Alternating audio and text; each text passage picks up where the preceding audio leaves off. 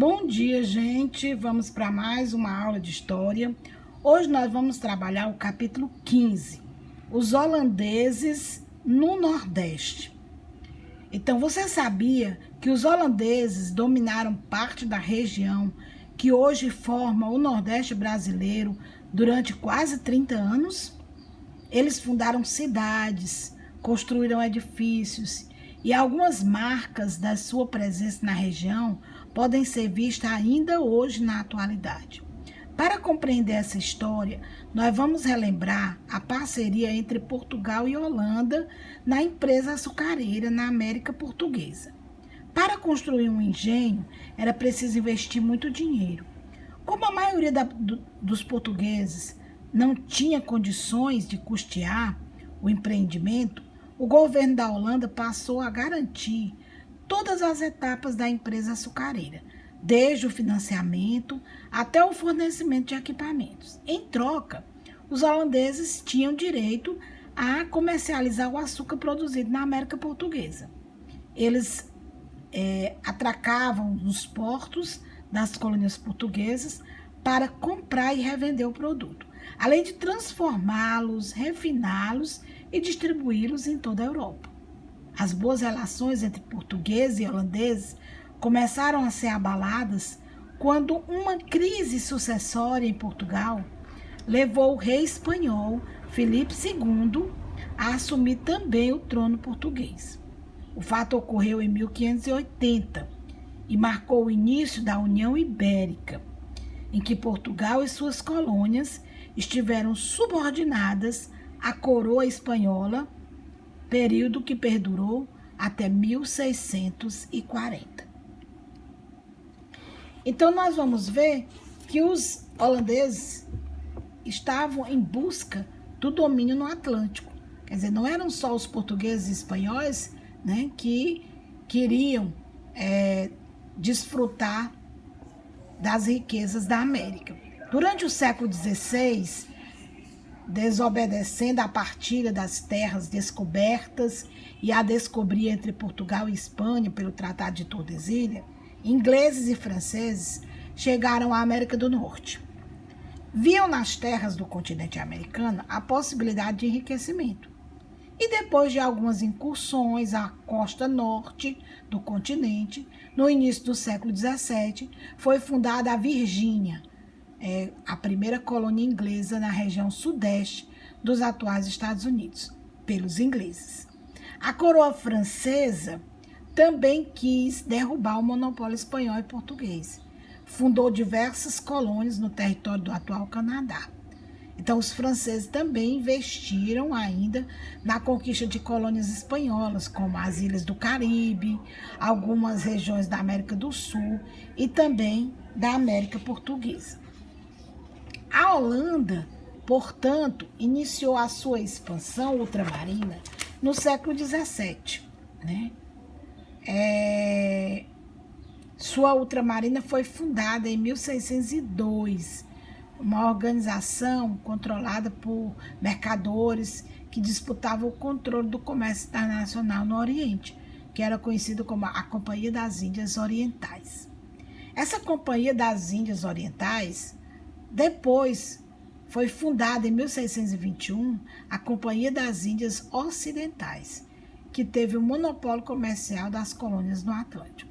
Então, assim, os holandeses tomaram algumas possessões do Caribe, que pertenciam à Espanha, e nas Américas portuguesas e inglesas, e participaram da produção do açúcar e de outros produtos, bem como do tráfico de escravos. Então, aí nós vamos ver que Espanha e Holanda lutavam por domínios, né?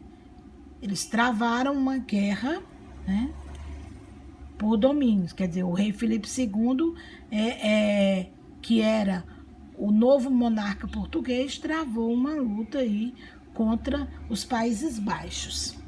Então, o reino de Filipe II abrangia os Países Baixos, que era Holanda e Bélgica. Algumas províncias dessa região, descontentes com o domínio católico e com a cobrança de pesados tributos, lutaram para se tornar independentes da Espanha. Então, Filipe II proibiu o comércio da Holanda com as colônias portuguesas, o que aumentou ainda mais a insatisfação.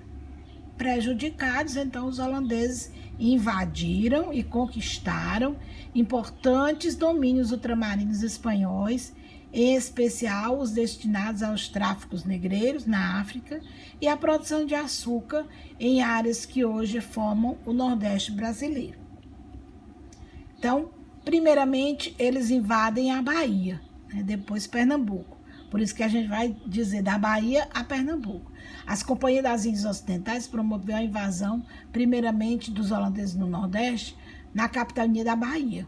O primeiro grande ataque foi em 1624, com o objetivo de tomar a cidade de Salvador, sede da administração ibérica na colônia.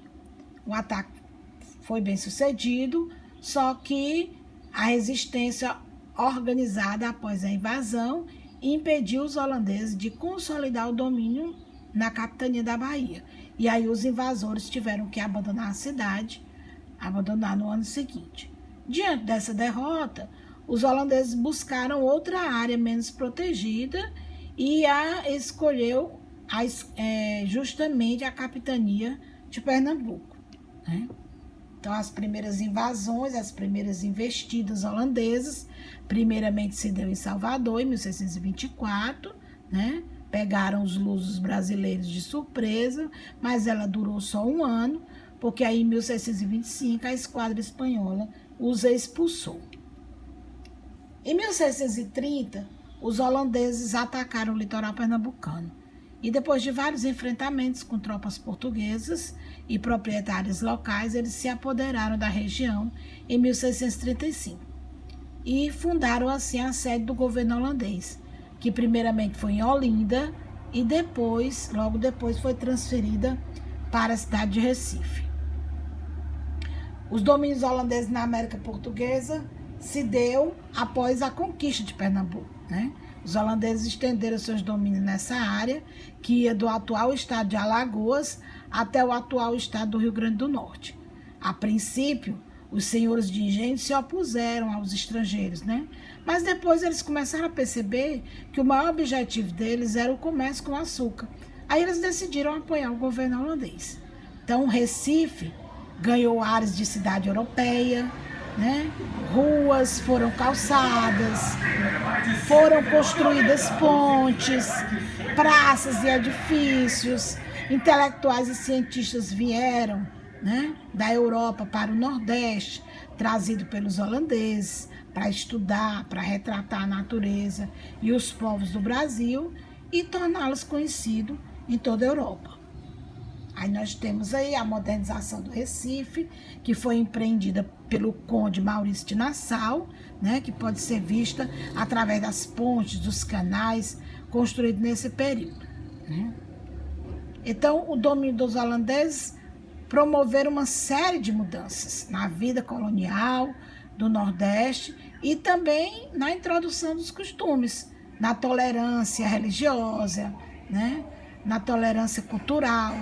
Então, Maurício de Nassau, ele era uma principal autoridade holandesa no Nordeste. Fez aliança e concedeu empréstimos aos fazendeiros a fim de retomar rapidamente a produção do açúcar, que esse era o maior interesse dos holandeses. E com o fim da União Ibérica, em 1640, Portugal recuperou a sua independência, mas infelizmente, perdeu muito território, encontrava-se muito endividado, e isso dificultou, assim, a reconquista das suas colônias. E os holandeses permaneceram, então, no Nordeste até 1654. Então, Maurício de Nassau, né, através da pacificação, ele estabeleceu os domínios holandeses, organizou a produção de açúcar que estava prejudicado pela guerra, deu crédito aos novos senhores de engenho, reaparelhou as propriedades, recuperou o plantio de cana-de-açúcar.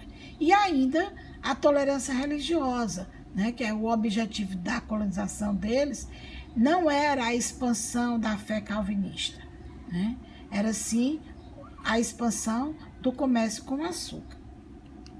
Então, o fim do domínio holandês se deu com a saída de Maurício de Nassau do governo holandês no Nordeste, que aí pôs fim à boa convivência que se tinha entre holandeses e colonos, né? Os novos administradores, preocupados com a queda do preço do açúcar no mercado internacional, tentaram recuperar os enormes gastos que foram feitos por Maurício de Nassau e assim aumentaram os lucros da companhia holandesa.